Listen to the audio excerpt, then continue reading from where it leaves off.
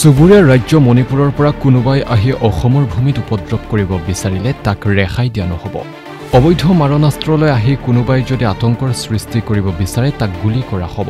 অসম মণিপুৰৰ সীমান্ত অঞ্চল পৰিদৰ্শন কৰি এই সকিয়নি দিলে ৰাজ্য পুলিচৰ আইন শৃংখলা শাখাৰ IGP প্ৰশান্ত কুমাৰ ভূঞাই।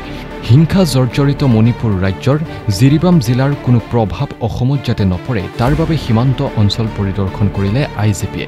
লগত আছিলে দক্ষিণ অসম ৰেঞ্জৰ DIG কংকনজ্যোতি শইকীয়া, আৰক্ষী অধীক্ষক নোমাল মাহাত্তা। এদিন IGP ভূঞা অসম মণিপুৰ সীমান্তত থকা লক্ষীনগৰ জিপিৰ মৈথি মণিপুৰী ডিমাচা গাঁওসহ ৰংমাই পুঞ্জি পৰিদৰ্শন নকৰিলে। এদিন IGP ভূঞা অসম মণিপুৰ সীমান্তত থকা লক্ষীনগৰ জিপিৰ মৈথি মণিপুৰী ডিমাচা গাঁওসহ ৰংমাই পুঞ্জি পৰিদৰ্শন কৰিলে। তাৰ স্থানীয় লোকৰ লগত কথা পাতি আশ্বস্ত কৰিলে কোন ভয়ৰ কাৰণ নাই, পৰ্যাপ্ত নিৰাপত্তা বাহিনী মোতায়েন আছে, মণিপুৰৰ অৰাজকতা অসমত কেতিয়াও নহ'ব। তেওঁ ক'লে জিৰিবাম অঞ্চল লাহে লাহে শান্ত হৈ আছে।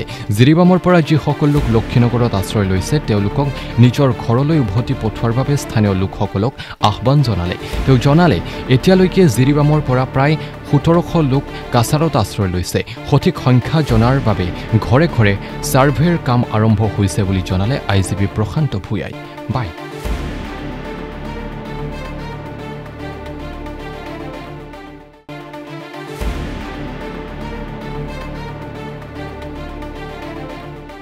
কাছাৰৰ পৰিস্থিতি বহুত শান্ত, এতিয়া খুবেই শান্ত।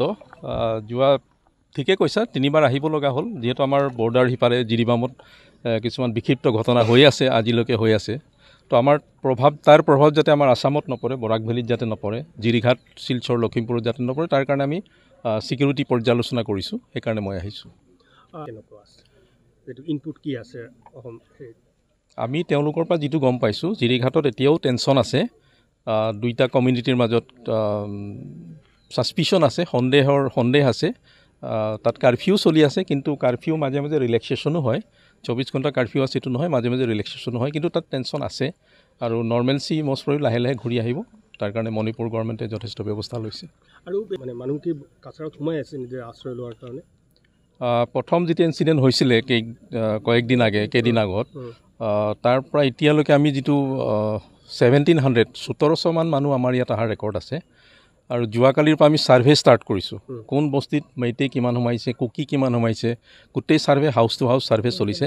আৰু এই ছাৰ্ভেটো অহাকালিৰ পৰা আৰু খুব ক্ষীপ্ৰ হ'ব, যাতে কোনো আনঅথৰাইজ এলিমেণ্টছ সিপাৰৰ পৰা আমাৰ ইয়াত আহি কোনো ডিষ্টাৰ্ব কৰিব নোৱাৰে। সেইকাৰণে আমি হাউচ টু হাউচ ভেৰিফাই কৰি যিমান আনৱাৰেণ্টেড মানুহ আছে সেইখিনি মানুহক আমি ঘূৰাই পঠাম।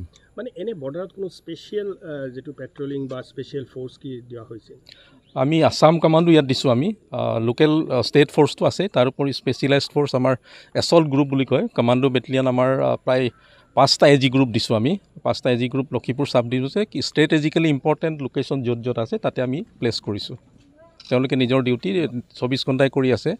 প্লাছ যিটো জিৰি ৰিভাৰ আছে, জিৰি ৰিভাৰটো এটা আমাৰ কাৰণে অকণমান প্ৰব্লেম হয়, তাতো আমি নৌকাৰ বুটৰ পেট্ৰলিং ব্যৱস্থা কৰিছোঁ। 24/7 পেট্ৰলিং চলি আছে। আৰু প্ৰথম কথা হ'ল মণিপুৰটো বেলেগ ষ্টেট, তেওঁলোকৰ ছিষ্টেম বেলেগ, তেওঁলোকে যেনেকৈ কৰিছে আমি ক'বলৈ নাযাওঁ। কিন্তু মণিপুৰৰ যিবিলাক ইনচিডেণ্ট হৈছে অসমত হ'ব নালাগে। আৰু অসমত আমি কোনো ফালৰ পৰা প্ৰশাসনে অসমত তেনেকুৱা এনাৰ্কি অৰাজকতা হ'বৰ কাৰণে আমি এলাউ নকৰোঁ। ইয়াত যদি কোনোবাই ইলিগেল হাথিয়াৰ লৈ বদমাচি কৰে, কিবা কৰিবলৈ আহে, আমি কিন্তু ষ্ট্ৰিক্ট একশ্যন ল'ম। ষ্ট্ৰিক্টৰ পৰা যিমান ষ্ট্ৰিক্ট হ'ব পাৰে আমি সিমান ষ্ট্ৰিক্ট হ'ম। ইয়াত কোনো ধৰণৰ বদমাচি কাম কৰিব নোৱাৰিব। আতংকিত আছে তাৰ এই চাইডৰ মানুহ, যে মণিপুৰৰ পৰা কেতিয়াবা গোলাগুলি হৈ থাকে, তেওঁলোকে ইয়াৰ মানুহ আতংকিত হৈ থাকে। চাওক, এতিয়া আমি যিটো বস্তিত আছোঁ এইটো নামদাইলং, এইটো মণিপুৰ একেবাৰে বৰ্ডাৰত আছে, আছামত পৰে। কিন্তু তাত যদি সিফালে সিটো ছাইডত গুলি ফুটে, আৱাজটো অভিয়াছলি ইয়াত আহিবই। তো আৱাজটোত ভয় খাবলৈ একো নাই। আৰু যিহেতু ষ্টেটটোৱে বেলেগ, ইয়াত আমাৰ ছাফিচিয়েণ্ট ফ'ৰ্চ আছে, এৰিয়া ডমিনেশ্যন আছে, পাব্লিকৰ লগত টাচ আছে, গতিকে ইয়াততো হ'ব বুলি নাভাবোঁ। আৰু যদি কোনোবা বদমাছে দুষ্কৃতিকাৰী কৰিবলৈ চেষ্টা কৰে, আমিতো ষ্ট্ৰিক্ট একশ্যন ল'ম। মেছেজ একদম ক্লিয়াৰ।